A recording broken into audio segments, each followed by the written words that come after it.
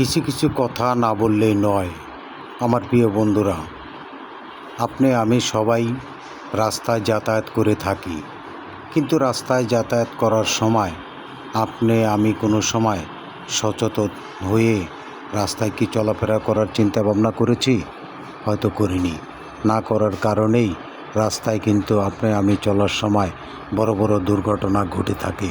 এই যে দেখছেন রাস্তা দিয়ে গাড়ি চলে যাচ্ছে, যখন আমরা গাড়ির স্টেশনে গাড়িতে ওঠার জন্য হুড়াহুড়ি পারাপারি করে থাকি, কিন্তু এই গাড়িতে ওঠার আগে আমরা পারাপারি না করে একটু ডাইনে বামে তাকিয়ে যখন গাড়িতে ওঠার চেষ্টা করব, তখন হয়তো দেখা গেছে আপনি আমি এই বিপদ থেকে মুক্ত হতে পারি। আমরা অনেক সময় গাড়িতে ওঠার সময় দেখি যে দেখা যায় ডাইনে বামে না তাকিয়েই আমরা গাড়িতে ওঠার চেষ্টা করি। হয়তো আপনার পিছে একটা গাড়ি আছে, আপনার সামনে একটা গাড়ি আছে, আবার মাঝখানে একটা গাড়ি, কিন্তু সেই গাড়িতে মাঝখানের গাড়িতে যখন আপনি উঠবেন, অবশ্যই আপনি ডাইনে পিছে সব জায়গায় তাকিয়ে তারপরে গাড়িতে ওঠার চেষ্টা করবেন। তা না হলে কিন্তু ভাই, আপনার যে কোনো মুহূর্তে একটি সমস্যার সম্মুখীন হতে পারেন। দুর্ঘটনা কিন্তু কারো কাছে বলে আসে না, একটা সেকেন্ডের মধ্যে কিন্তু দুর্ঘটনা ঘটে যায়। আর সেই দুর্ঘটনা ঘটার আগে অবশ্যই নিজেকে একটু চিন্তা ভাবনা করে গাড়িতে ওঠার চেষ্টা করতে হবে। তার কারণ আমরা অনেক সময় অনেক জায়গায় যাতায়াত করে থাকি। দেখা গেছে রাস্তায় হাঁটার সময়ও অনেক সময় আমরা অনেকজন অনেক ভুল করে থাকি। তার কারণ ডাইনে বামে অনেক মা বোনেরা থাকে, কিন্তু মা বোনেদের না দেখেই আমরা চলাফেরা করার চেষ্টা করি, যার কারণে দেখা গেছে অনেক সময় আমার কোনো মায়ের সাথে ধাক্কা লাগে, আমার কোনো বোনের সাথে ধাক্কা লাগে। এটা কি কারণ কি জানেন? আপনি আমি সচেতন নয় বিধায় এই ধরনের ঘটনাগুলি ঘটে থাকে। আসুন আমরা এই সব দুর্ঘটনা থেকে নিজেকে রক্ষা করি, নিজের পরিবারকে রক্ষা করি। এই যে দেখেন গাড়িগুলি চলে যাচ্ছে, যখন গাড়ি রাস্তা দিয়ে রানিং অবস্থায় থাকে, আমার অনেক বন্ধুরা আছেন রাস্তায় কি করেন, এপার ওপার পার হওয়ার জন্য চেষ্টা করেন এই গাড়ি রানিং থাকা অবস্থায়।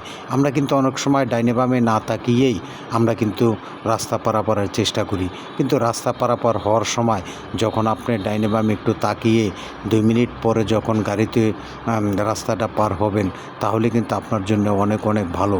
কিন্তু সেটা না করেই আমরা কিন্তু রাস্তা পার যখন হতে যাই, হঠাৎ করে দেখা গেছে একটা দুর্ঘটনা ঘটে যাচ্ছে। সেই গাড়ি আপনার উপর দিয়ে না হয় আমার উপর দিয়ে কিন্তু উঠে যাচ্ছে। এইভাবে দেখা গেছে গাড়িগুলি আপনার আমার শরীরের উপর দিয়ে যখন উঠে যাবে, আপনার জীবনটা চলে যাবে, আমার জীবনটাও চলে যাবে। কেন ভাই, আমরা কি 10টা মিনিট পরে রাস্তা পার হতে পারি না? অবশ্যই হতে পারি। আমরা 10 মিনিট নয় 20 মিনিট পরে রাস্তা পার হওয়ার জন্য চেষ্টা করব। ডাইনে বামে যখন গাড়ি না থাকবে, তখন আপনি আমি রাস্তাটি পার হব।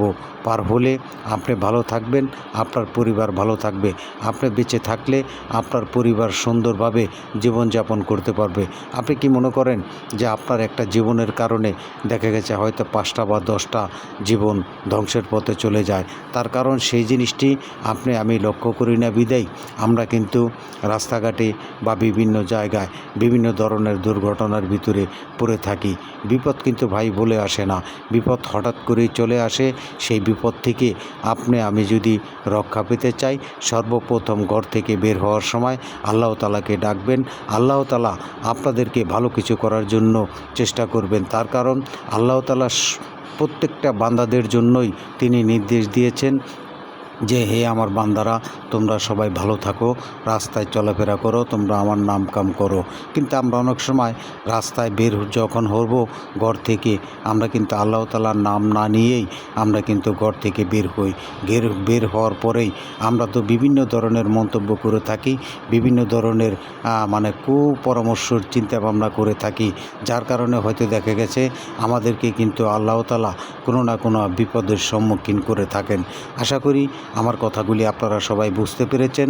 যদি বুঝতে পারেন তাহলে অবশ্যই নিজেকে রক্ষা করবেন, নিজের পরিবারকে রক্ষা করবেন। আজকে দেখা যায় আপনি বেঁচে থাকলে আপনার পৃথিবী বেঁচে থাকবে, আপনি বেঁচে থাকলে আপনার পরিবার বেঁচে থাকবে, আপনি বেঁচে থাকলে আপনার মা বাপ শান্তি পাবে, আপনি বেঁচে থাকলে আপনার পরিবার শান্তি পাবে। এভাবেই কিন্তু দেখা যায় আপনার প্রত্যেকটা মানুষের সুখ শান্তি বয়ে আনে। আর যদি দেখা যায় নিজের জীবনটা নিজেই নষ্ট করে দেন, তাহলে কিন্তু নিজেও ভালো থাকবেন না,